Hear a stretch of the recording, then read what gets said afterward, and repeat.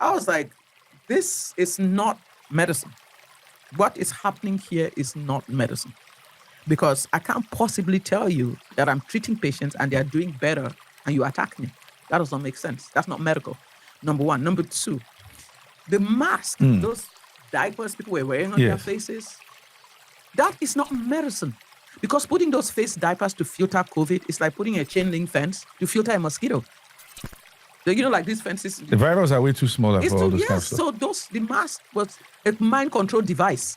Because if you saw your friend wearing a mask, you knew that the world was about to come to an end. So it was bringing you to a consciousness. Yes, it was bringing fear engineering. Fear engineering. Not only that, people, we are social creatures. You could not smile. So this woman, Dr. Stella, had major disagreements with the government during COVID, and now she's exposing what went on behind the scenes. Just listen to this. Elon Musk says, and these are his quotes, if you he sounds like, I'm the good guy and I want humans to merge through machines in a good way. Elon Musk it's part of the people that are making the mRNA technology. So Elon Musk is doing everything that the first beast or the globalists are doing. It's just that he's packaged to make us think that he's cool. Yes. So the Bible says in the book of Revelation, the second beast. Revelation 13. Yes, 13 from verse 11. It said he looked like a lamb, but he spoke like a dragon. Yes. And he deceived the people on the earth, yes. Revelation 13:14, yes. to make an image unto the beast. Yes. An image could be a clone, it could be a robot. That's the first beast that was wounded. No, that was the second beast. Yes. He deceived the people to make an image unto the beast, yes. right? And he had power to give breath, to give yes. life yes. to the image of the beast. Of the beast. That the image of the beast will both speak. Yes. Robots, clones, and will cause as many as will not worship the image of the beast to be killed. So while we're all getting all crazy about AIs and want your own, you want every robotic things in your house, that is the army of the devil that will enforce the beast system in the end. Man, do you understand what she's saying? AI will eventually turn against you in the end. You don't feel AI is innocent? No, AI is not even innocent. AI is alien technology. Yuval Noah said it, that people believe AI is a tool. It's not a tool. It is an agent. It's an alien entity that we're going to have like alien entities that will immigrate into places without borders and they will take over. So they are not hiding it. This is not my opinion. They are not hiding it. They're not hiding it. So AI is not artificial. If you just think that AI is not artificial intelligence, AI is alien intelligence. I mean, that makes sense when you think of it like that. Alien intelligence. True. You feel they are aliens? They are aliens, not me feel. They say it. I'm not talking about what I feel. I'm talking about what they say. Yeah, there's all this recent talk of aliens and whatnot. What people like Yuval Noah, people like Klaus Schwab, people like Elon Musk, they are the ones that Yuval Harari Noah. I believe he's probably the false. Have you heard about the concept of the Anunnakis and the likes of those Anunnakis? Okay, it's just some old mythology about the fact that some beings. It's a strange thing. Yeah, it's always have different. There've always been different mythologies about different beings visiting all nations. That really showed that what happened in Genesis 6 happened, because in all parts of the world it's been that. But I believe that now, in Genesis 6, the sons of God came and slept with the daughters of men. In this time, they want to do it with science and technology. In fact, Yuval Noah said science and technology has nothing to do with medicine. It's actually about control. It's control. Yeah. And that's what the world don't understand. So look at me in a situation that, okay, this is 2020. Look at my situation. This is 2020. I just bought a clinic in Houston.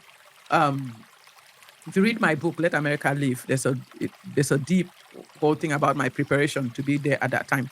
I just bought this clinic in Houston, and 15% of the patients it was from a Japanese doctor. So a good 15 to 20% of my patients were Asian. So I had all these Asian-looking people in my clinic, and then now I had to figure out how COVID works. So a friend calls me and says that they are using hydroxychloroquine in Europe. I trained here in Nigeria. I went to medical school in Calabar. Yeah. So I was like, well, that's right up my alley.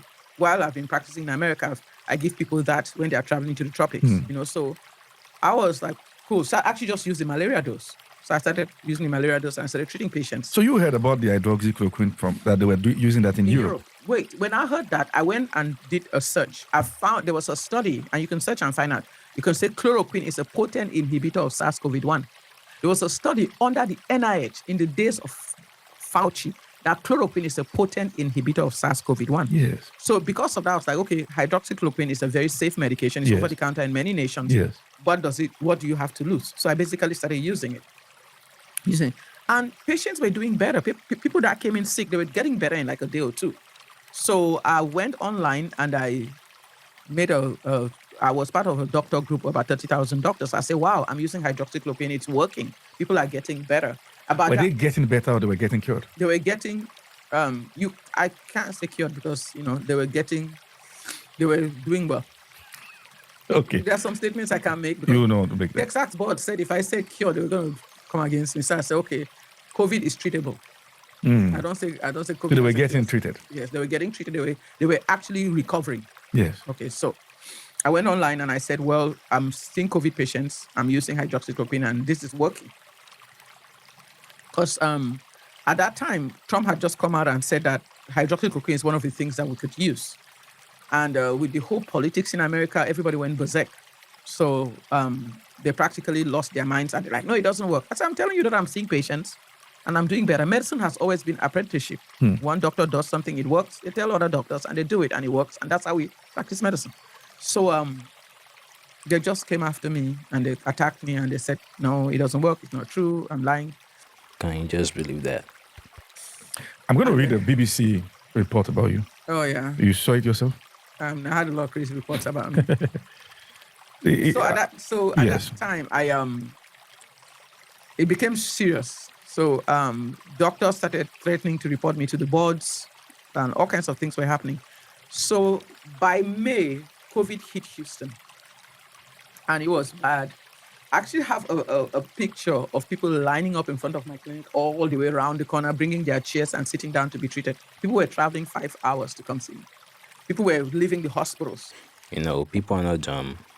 People know exactly when they are being fed BS. Just imagine people leaving hospitals to come over to this woman. After the videos? Yes, people were leaving hospitals to come see me. So I was like, this is not medicine. What is happening here is not medicine. Because I can't possibly tell you that I'm treating patients and they are doing better and you attack me. Didn't plan on them getting better. That does not make sense. That's not medical. Number one. Number two, the mask, those diapers people were wearing on their faces, that is not medicine. Because putting those face diapers to filter COVID is like putting a chain link fence to filter a mosquito. Like these fences. The virus are way too small for all this kind of stuff. So the mask was a mind control device. Because if you saw your friend wearing a mask, you knew that the world was about to come to an end. It was bringing you to a consciousness. Yes, it was bringing fear engineering. Fear engineering. Not only that, we are social creatures. You could not smile. The children that were born in that time to today, most of them never saw their parents' faces. Technically, Technically. So the mask did not make sense. 6 foot. That is not science. And then you could get into a restaurant. When you were standing up, you needed to wear a mask. When you were sitting down, you took off the mask. So it didn't make sense. Does virus not work at that level and work at this level? It didn't make sense. Or the most crazy one was you standing at the airport 6 foot apart, and then you get into the plane and you're packed like sardines. Interesting. We actually followed some pretty stupid stuff. Wow. Now that I think about this, that was stupid. Like really, really stupid. The entire nose mask, 6 foot thing. It was really stupid. And the thing, there were people who lost friends and family members over this stuff. But fear. You could just go into every town and you would drive into this place and you will see a big billboard. Your town might be like 11,000 people. They'll be like 5,000 new infection, 1,500 dead, 3,000 recovered. The fear. And then everywhere there were COVID counts. I don't know whether you people had it here. There were COVID billboard every day. counts everywhere. Every day. People were terrified. People were locked up in their homes. We were so sure all of us were going to die. That's because fear opens the biggest portals. And they needed to power that portal with wide-scale fear. So they just wanted to make everybody to be maximally terrified so that when they introduce the mRNA technology, the whole world will take it. After it. And that's the same system that the Bible said the Antichrist was going to use. Yes, but God in his infinite mercy, found an Esther in me. Do you feel the COVID project as they envisioned succeeded? To some extent, but we put a ring. God used my voice because God used my voice to scatter their. It was instrumental. It was so because this is May and COVID is in Houston. I was like, this is not great. I had seen 350 patients, none died. My oldest patient was like 87 that had diabetes, an 87-year-old with diabetes and COVID was a death sentence. Yeah. And I saw them and they got better. So at this point, I knew that this was not medicine we were practicing. There was something evil and demonic going on. And if you read my book, there are a lot of visions God had showed me about this. Around that season. So I'm sitting there, I'm like, this is not science. So when they called us to DC to go to the steps of the Supreme Court and speak, I called my family. I sat down, I said, you know what? You were invited to DC? Yes, there were doctors like me that were getting, it was actually doctors that put it together. It wasn't the government. I called my family. I said, I'm going to DC and I'm going to speak up. I'm not sure I will make it back. If I perish, I perish. You knew you could cost your life. I knew it could cost me my life. I practically met with them and gave them charge of my house. I said, if I go to DC and they kill me, so be it. And the Bible says that we overcome by the blood of the Lamb and the word of our testimony because we love not our lives unto death. Yeah, I was at that point where I was willing. I was like, I can't sit back and let people die. I just can't. And each time I think about it, each time my heart could not handle it. You could see people just falling around. I'm like, this thing is treatable. I couldn't handle it. My soul was in turmoil. I was like, this thing is treatable. You don't have to die. So when I got to DC, I told the doctors, all my, colleagues, they were all all wearing their coats and looking. I told them, I said, listen, you can't keep coming into a street fight with a coat. You can't come into a street fight with a suit. When you get into the street fight, what do? You take off your suit, right? You take off your nice Rolex watches. You understand? Saying we women, we take off our scarf and we tie it around our waist, So I said, this is a street fight, and I'm going to handle it like a street fight. Y'all keep wearing coats. I'm done. Wow. Right perspective is everything. That is, and then I was willing to die. So willing to die. I was like, I knew, I was not sure I was going to make it back. So as I walked to the podium that day, I just prayed. I said, Holy Spirit, take control. I said, my times are in your hands. My life belongs to you. Take control. Because I had no fear, I went royally off. I went so crazy off. I was upset. People were dying. I went off. I told Fauci to bring his urine sample. I cursed out Sanjay Gupta. Was Fauci there that day? No. This was doctors that believed that COVID was treatable. Okay. It was a small group of doctors. So I went crazy off. I just went wild. So I was just like, what are you guys going to do to me? I'm not afraid to die. I've thought of the worst. Yeah. The worst is you can kill me. And I'm willing to receive the worst. So what can you do to me? So that's why I was bold. I was fearless. I just went off and I cussed out everybody and I screamed. I said, COVID is treatable. You're killing people. You doctors. You're like the good Germans in the days of Hitler killing people. I just went wild and crazy. And in fact, when I look at the video sometimes, I was like, man, this was wild. And I always say, if I knew I was going to go viral, I would have probably done my hair because my hair actually. I remember that. My hair actually added to the wildness and the fun. And it was like my hair added to the I'm crazy. So I just went wild off. I was like, man, I should have done my hair. So all the insults, all that that season, what was it like for you?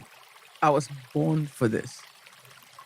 I knew about what was going on from 2011 when the Lord has showed me a lot. In 2016, he showed me COVID. Like there was a fog going all over the nation. People were coughing and choking. Even when this happened, when COVID started in March, I did a video. It's online. I did a video calling for people to pray because the Lord showed me that nobody had died. Showed me people dying all over the place. And I was stuck. So I knew that this was a spiritual battle. I am a trained spiritual warrior. You should be too. When I tell people that I'm a sniper, I'm not saying that to be cute. I'm actually a trained warrior. So I've been trained for a long time to fight spiritually. I'm I'm God's battle axe and weapon of war. I'm serious. I'm one of those people that I shoot and ask questions later. You shoot and ask questions later? Yes. If I pass somewhere and I hear some prayer point, I don't need to know what they are praying about for me to join and start shooting. Totally amazing. If you like this video, kindly like, share, and subscribe. Thanks for watching.